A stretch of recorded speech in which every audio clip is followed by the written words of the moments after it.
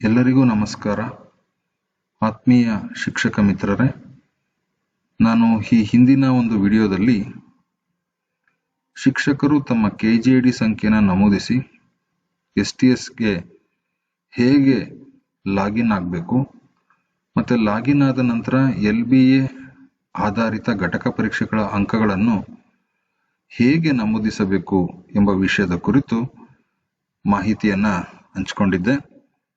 ಈ ಒಂದು ವಿಡಿಯೋದಲ್ಲಿ ಶಿಕ್ಷಕರು STS ನಲ್ಲಿ ಒಂದು ವಾರದ ಲೆಸನ್ ಪ್ಲಾನ್ ಅನ್ನ ಅಟ್ ಎ ಟೈಮ್ ಹೇಗೆ ದಾಖಲಿಸಬೇಕು ಎಂಬ ವಿಷಯವನ್ನ ತಿಳಿಸಿಕೊಡಲಿದ್ದೇನೆ. ಈಗಾಗಲೇ ನೋಡ್ತಾ ಇದ್ದೀರಾ ಸ್ನೇಹಿತರೆ, ನಾನೀಗ ಆಲ್ರೆಡಿ KJD ಸಂಖ್ಯೆ ಮತ್ತೆ ಅದಕ್ಕೆ ಬಂದಿರುವಂತಹ OTP ಅನ್ನ ಅಂದ್ರೆ ಮೊಬೈಲ್ಗೆ ಬಂದಿರುವಂತಹ OTP ಅನ್ನ ದಾಖಲಿಸಿ ಲಾಗಿನ್ ಆಗಿದ್ದೀನಿ. ಲಾಗಿನ್ ಆದ್ಮೇಲೆ ನಿಮ್ಗೆ ಇಲ್ಲಿ 3 ಗೆರೆ ಕಾಣ್ತಿಲ್ಲ, ಅದ್ರ ಮೇಲೆ ಕ್ಲಿಕ್ ಮಾಡಿದಾಗ ಲೆಸನ್ ಪ್ಲಾನ್ ಅಂತ ಬರುತ್ತೆ. ಅದ್ರ ಮೇಲೆ ಕ್ಲಿಕ್ ಮಾಡಿದಾಗ ಈ ತರ ಒಂದು ತಿಂಗಳ ಕ್ಯಾಲೆಂಡರ್ ಇಲ್ಲಿ ಓಪನ್ ಆಗುತ್ತೆ. ಸೊ ಇಲ್ಲಿ ನಾವು ತಿಂಗಳನ್ನು ಸಹ ಆಯ್ಕೆ ಮಾಡ್ಕೋಬಹುದು. ಇದ್ರ ಮೇಲೆ ಕ್ಲಿಕ್ ಮಾಡಿ ನಾವು ತಿಂಗಳನ್ನು ಸಹ ಆಯ್ಕೆ ಮಾಡ್ಕೋಬಹುದು. ನಾನು ಜುಲೈ ತಿಂಗಳನ್ನ ಆಯ್ಕೆ ಮಾಡ್ಕೊಂಡಿದ್ದೀನಿ. ಮತ್ತೆ ಈಗ ಆಲ್ರೆಡಿ ನೀವು ನೋಡ್ತಾ ಇದ್ದೀರಾ, ನಾನು 30ರಿಂದ ಹಿಡಿದು ಅಂದ್ರೆ ಜೂನ್ 30ರಿಂದ ಜುಲೈ 5ರವರೆಗೂ 8ನೇ ತರಗತಿಗೆ ಒಂದು ಘಟಕವನ್ನ ಪರಿಪೂರ್ಣಗೊಳಿಸಿ ಅದನ್ನ ನಾನು ಇಲ್ಲಿ ನಮೂದಿಸಿರ್ತೀನಿ. ಅದೇ ರೀತಿ ನಾನು ಅದೇ ದಿನಾಂಕಗಳಲ್ಲಿ ಇನ್ನೊಂದು ತರಗತಿಗೆ ಇನ್ನೊಂದು ಪಾಠವನ್ನ ನಾನು ಮುಗಿಸಿರ್ತೀನಿ. ಅದನ್ನ ಹೇಗೆ ದಾಖಲಿಸೋದು ಅನ್ನೋದನ್ನ ನಿಮ್ ಜೊತೆ ತಿಳಿಸ್ಕೊಡ್ತೀನಿ. ಈಗ ಕರ್ಸರ್ ಅನ್ನ ತಂದು ನೀವು ಇಲ್ಲಿ ಇಟ್ಟು ಅದ್ರ ಮೇಲೆ ಪ್ರೆಸ್ ಮಾಡಂಗಿಲ್ಲ. ಈಗ ಲಾಂಗ್ ಪ್ರೆಸ್ ಇಟ್ಕೊಂಡು ಈ ತರ ಸ್ಕಿಪ್ ಮಾಡ್ತಾ ಹೋದ್ರೆ ನೋಡ್ರಿ ಅಷ್ಟು ದಿನದ್ದು ಸೆಲೆಕ್ಟ್ ಆಗುತ್ತೆ. ಅಂದ್ರೆ ನಾನು 30th ಜೂನ್ ಇಂದ 5th ಜುಲೈವರೆಗೂ ಆ ಒಂದು ತರಗತಿಗೆ ಆಲ್ರೆಡಿ ನಾನು 8ನೇ ಕ್ಲಾಸ್ ಅನ್ನ ನಮೂದಿಸಿದ್ದೀನಿ. ಈಗ ನಾನು ಮಾಡೋದೆ 10ನೇ ತರಗತಿ ಅಂತ ನಮೂದಿಸಿದೆ. ಇಲ್ಲಿ ಸೆಲೆಕ್ಟ್ ಗ್ರೂಪ್ ಅಂತಿದೆ, ಆಯ್ಕೆ ಮಾಡಿಕೊಂಡೆ. ಸೆಲೆಕ್ಟ್ ಸಬ್ಜೆಕ್ಟ್ ಇಂಗ್ಲಿಷ್ ಸಬ್ಜೆಕ್ಟ್ ಅನ್ನು ಆಯ್ಕೆ ಮಾಡಿಕೊಂಡೆ. ನಾನು ಮೊದಲನೇ ಒಂದು ಘಟಕವನ್ನು ಆಯ್ಕೆ ಮಾಡಿಕೊಂಡೆ. ಇಲ್ಲಿ ಲರ್ನಿಂಗ್ ಔಟ್ಕಮ್ ಈ ಒಂದು ಪಾಠಕ್ಕೆ ಸಂಬಂಧಿಸಿದಂತಹ LOಗಳನ್ನ ಅಂದ್ರೆ ಎಲ್ಲ LOಗಳನ್ನ ಮೆನ್ಷನ್ ಮಾಡಬೇಕಾಗುತ್ತೆ, ಅಥವಾ ಮತ್ತೆ ಅದ್ರ ಜೊತೆ ಸಬ್ ಯೂನಿಟ್ಸ್ ಅನ್ನ ನಾವು ಮೆನ್ಷನ್ ಮಾಡಬೇಕಾಗುತ್ತೆ. ನೆಕ್ಸ್ಟ್ ಇಲ್ಲಿ ಟೀಚಿಂಗ್ ಏಡ್ಸ್, ಆ ಒಂದು ಪಾಠವನ್ನ ಬೋಧನೆ ಮಾಡೋದಕ್ಕೆ ನೀವು ಬಳಸ್ಕೊಂಡಿರುವಂತಹ ಟೀಚಿಂಗ್ ಏಡ್ಸ್ ಅನ್ನು ಸಹ ಇಲ್ಲಿ ಟೈಪ್ ಮಾಡಬೇಕಾಗುತ್ತೆ. ನಾನಿಲ್ಲಿ ಪಿಕ್ಚರ್ ಆಫ್ RK ನಾರಾಯಣ್ ಒಂದಾಗಿದೆ. ನೆಕ್ಸ್ಟ್ ಡಿಕ್ಷನರೀಸ್ ಅನ್ನ ನಾನು ಮೆನ್ಷನ್ ಮಾಡಿದೆ. ನಂತರ ಕೆಲವೊಂದು ವರ್ಕ್ ಶೀಟ್ಸ್ ಅನ್ನ ಸಹ ನಾನು ಬಳಸ್ಕೊಂಡು ಪಾಠವನ್ನ ಅರ್ಥೈಸುವ ಪ್ರಯತ್ನ ಮಾಡಿದ್ದೆ. ನಂತರ ಯೂಟ್ಯೂಬ್ ವಿಡಿಯೋನ ಸಹ ತೋರಿಸಿದ್ದೆ, ಅದನ್ನು ನಾನು ಮೆನ್ಷನ್ ಮಾಡ್ತಾ ಇದ್ದೀನಿ.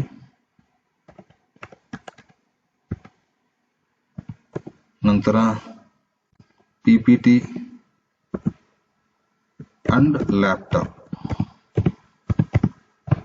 ಇಷ್ಟನ್ನು ನಾನು 6 ದಿನಗಳು ಬಳಸ್ಕೊಂಡು ಆ ಒಂದು ಪಾಠವನ್ನ ಬೋಧನೆ ಮಾಡೋದಕ್ಕೆ ಟೀಚಿಂಗ್ ಏಡ್ಸ್ ಅನ್ನ ಬಳಸ್ಕೊಂಡಿದ್ದೆ.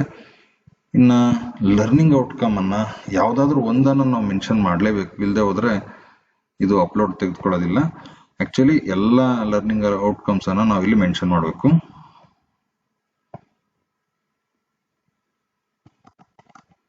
ನಾನು ಸರಳವಾಗಿ ಸ್ವಾಮಿ ವಿತ್ ಹಿಸ್ father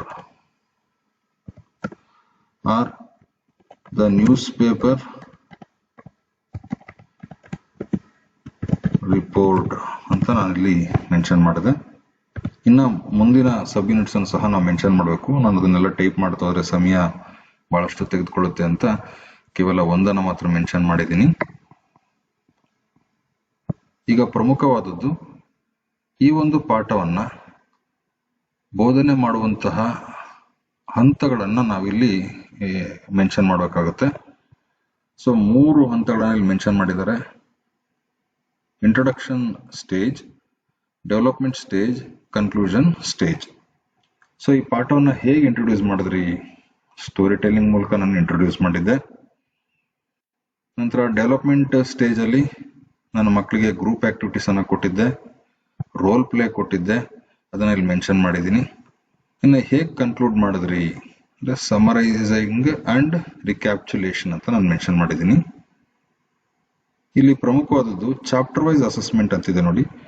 ಇಲ್ಲಿ ಆ ಒಂದು ಪಾಠವನ್ನ ಬೋಧನೆ ಮಾಡಿದ ನಂತರ ಆ ಮಕ್ಕಳ ಕಲಿಕಾ ಮಟ್ಟವನ್ನ ತಿಳ್ಕೊಳ್ಳೋದಕ್ಕೆ ಏನೆಲ್ಲ ಅಸೆಸ್ಮೆಂಟ್ಸ್ ಅನ್ನ ಕೊಟ್ಟಿದ್ರೆ ಅದನ್ನ ಮೆನ್ಷನ್ ಮಾಡ್ಬೇಕಾಗುತ್ತೆ. ಅಂದ್ರೆ ಹೋಮ್ ವರ್ಕ್ ಅನ್ನ ಇಲ್ಲಿ ಮೆನ್ಷನ್ ಮಾಡ್ಬೇಕು. ನೀವು ಹೋಮ್ ವರ್ಕ್ ಯಾವ್ಯಾವ ಒಂದು ಕ್ವಶನ್ಸ್ ಅನ್ನ ಕೊಟ್ಟಿರೋ ಅದನ್ನ ಮೆನ್ಷನ್ ಮಾಡ್ಬೇಕು.